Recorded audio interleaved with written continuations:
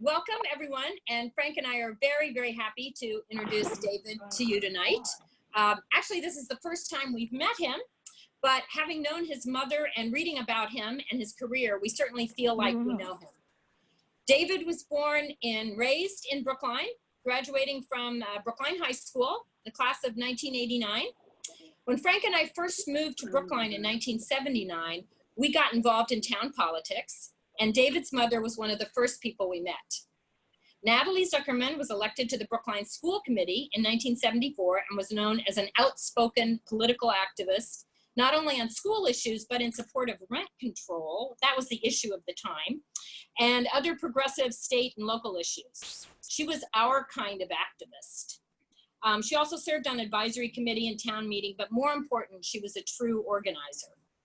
And even before she was elected to the school committee, she brought together a group of parents, teachers, students, community members called ABC, a Brookline coalition, to advocate for changes in the schools, such as involving parents in school decisions and insisting the curriculum be more hands-on and experiential. On the school committee, Natalie helped to start the Brookline Extended Day program, which was so necessary then as now when many more women were entering the workforce. And she was instrumental in helping to institute Brookline's early education program and was a strong supporter of METCO, an important desegregation program that's still going strong in Brookline. Perhaps not surprising, the concerns that drove Natalie are still being fought for.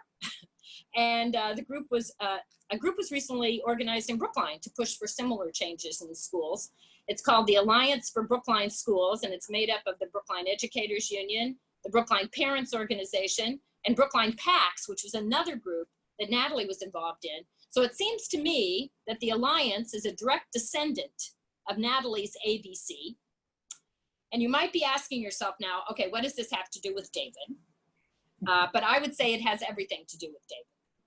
Because from what I know about him, I know he's very much his mother's son. David learned his values and his activism by growing up in Brookline. His role models were his parents, their friends and political colleagues, and the organizations and the public bodies that were shaped by them.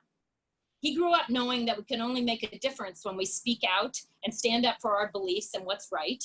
But just as important is working together with others to build the organizations that will advocate for those policies and that will help elect people who are committed to carrying out those values when they are elected to public office. So Frank and I are so pleased to introduce you to Brookline's own, the Lieutenant Governor of Vermont, and the next Governor of Vermont, David Zuckerman.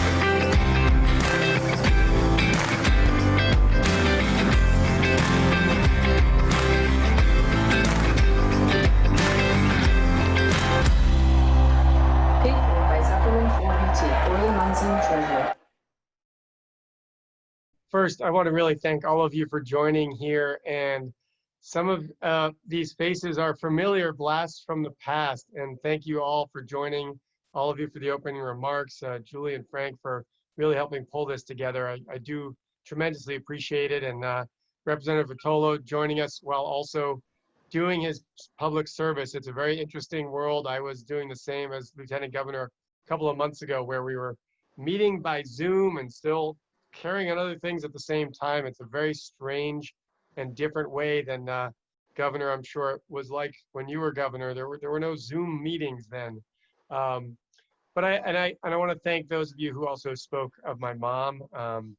You know, she passed away about a year and a half ago, January 1st of 19, and she was very vibrant and active. The very last day out on the beach with our families and gardening with power tools, and just an amazing last day for her. For those of you that knew her, she loved being in her gardens, and she got to garden her very last day. So thank you for mentioning her.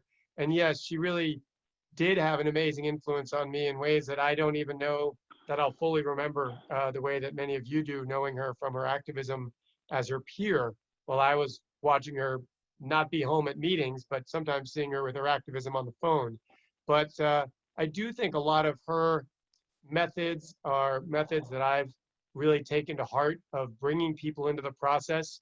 You know, we currently have, as Governor Dukakis alluded to, a very important election on November 3rd, a very important piece of it being to change our president and take back the Senate. Um, and when you look at these people, they're so incredibly divisive. And I got elected in November of 16, the very same night. I got elected as lieutenant governor. And I really thought a lot about, as a lieutenant governor, what I could be, which in part would be really an ambassador for democracy, and really bringing people into the system and bringing people together with ideas and learning to contribute again, not just through money, but through ideas and community activism and community organizing. And that's really what I've done as a public servant for 22 years, which is part of what led me to, interestingly enough, becoming lieutenant governor. And I was first inspired actually by Bernie Sanders back in 1992 when I was a student at UVM, University of Vermont. And I'd come up here to go to school, and I actually didn't think I was going to get involved in politics. There had been enough of that in my life, with my mom's activity. My dad was on the town meeting. My brother ran for and got on town meeting. For those of you that remember Charles, he's out in California now. And I thought I'd be more of an organizer in the community and not so much an elected person. And Bernie came along and spoke at UVM, and he is someone who wears his views as fully on his sleeve as any politician I know, very similar to my mom, who, as those of you who knew her, she did not hold punches. She said what she thought very clearly, very bluntly, and took no prisoners. Um, and Bernie speaks very bluntly, very clearly about what he believes, and very firmly for those goals and objectives for people, and really fights for people. And that inspired me to get involved in his campaign. And from there, I met other people who were not only activist organizers, but also people who were active in the electoral system. And folks asked me to run. I ran for the legislature in 1994 while I was still a student. I did lose by 59 votes. But I ran again in 96 and have continued to serve all but 2 years since, when I left the house because my spouse and I bought land to operate that farm that you saw in the video. So I was no longer living in the district. I couldn't run again. But then the Senate came up, and I served for 4 years in the Senate, and now 4 years as lieutenant governor. And in a lot of that organizing, the issues I was fighting for, as far as main issues you may have heard about from Vermont, or you may also be interested in, marriage equality. I was the lead sponsor of marriage equality before folks were ready to go there, after we passed civil unions. And of course, after Vermont passed marriage equality, that spread across the country and even around the world. So I'm very proud of my work on that bill. I also did a lot of work for 14 years organizing around genetic engineering in food and trying to get labeling so consumers would have a right to know what's in their food. And Vermont passed the first GMO labeling law anywhere in the country.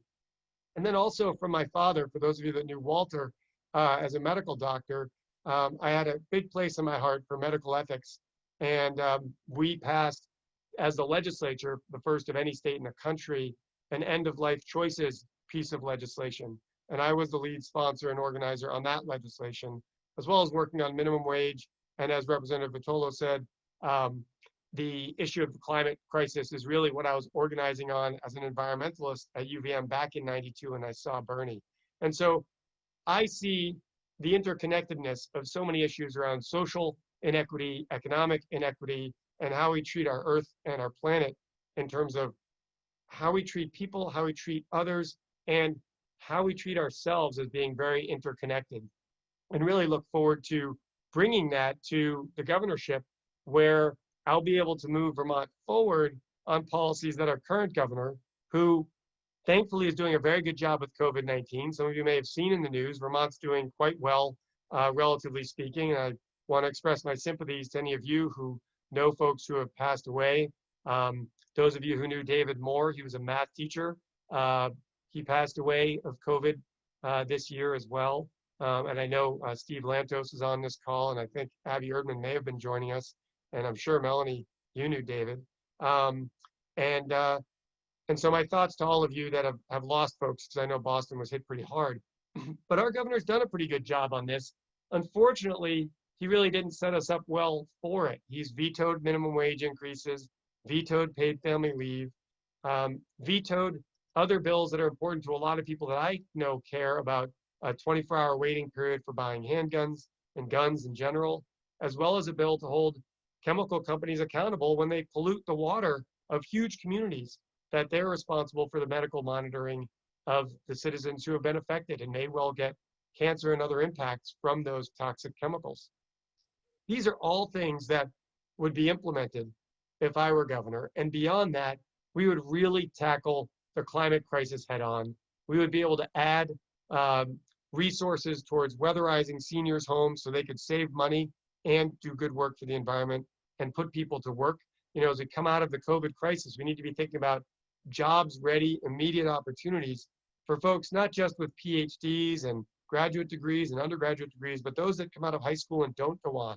And there are weatherization jobs, solar installation jobs, installing broadband and cable so that we can have actually an education system that all Vermonters can take advantage of, especially in these remote learning environments. And so all of these things really go back to some of that which I learned from Mom, especially when we talk about education. And I want to wrap up briefly by talking a little bit, just telling a little story that I told when I first got to the podium as lieutenant governor. Because those of you that know the different positions in government, lieutenant governor is one of the least political outspoken jobs. You've got to preside over the Senate. It's very much a parliamentarian. You really only get to speak to the issues once or twice from the podium itself. And I, as a farmer, often use farming metaphors. And so that first January of 2017, I gave each and every senator, there are 30 senators in the Vermont chamber, an heirloom dry bean. And as you all know, if you've been to the store and you're buying beans, there are big beans and little beans. There are black beans and white beans. There are multicolored beans. There are bicolored beans. There are flat beans and round beans. You get the point. There's every kind of shape, size, and color bean out there. And I said to my Senate colleagues, every single one of those beans has the full genetic potential to be a thriving, productive plant in its lifetime. But the reality is that the soil that it's planted in, the environment around it, the nutrients that it does or doesn't get, the rain that it doesn't get, the sudden storm that denudes it, or the pest that comes along. There are so many ways that each bean gets challenged to live to its fullest potential. And that our job in governance is to make sure that the environment is as complete and supportive and nourishing for our beings, our children, each with the potential to be an incredible, thriving human being for themselves, for their families, and for their community. That's our job in governance.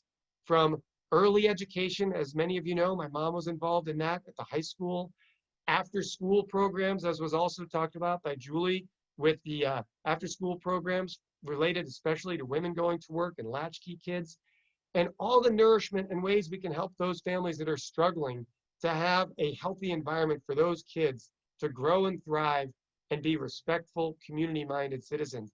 That's our job. And if we take that to heart in every bill that we look at and how they will affect our children and our community and help open doors for everybody to have more opportunities, that is the way that we will show our success as people that are stewards of our community, as the elected leaders, as the public servants. And so that's what I'm bringing to this race. I'm bringing an agricultural perspective, working the land, the ability to steward land to try to make it healthier than it was when I first got hold of the land that I'm farming on now, growing cover crops that can take carbon out of the air and help our environment, producing healthy food for people, and in my governance role, organizing with people, helping think about more affordable housing, helping think about expanding wages so that those who are our, quote, essential workers, supplying us with our food in the grocery stores, get paid a wage that they can actually live on decently and with dignity. Expanding healthcare so everybody has healthcare, which with COVID we're recognizing is actually truly the best policy to go forward, with everybody getting healthcare. So that's a bit of who I am. That's some of the history, as many of you know, in terms of my mom, my dad, the teachers in the Brookline school system, and the nourishing environment that you all know Brookline is just so rich with in terms of the community spirit, and so many people devoted to the schools, at least when I was there, and I know Melanie's here, incredibly devoted in the schools, and Steve.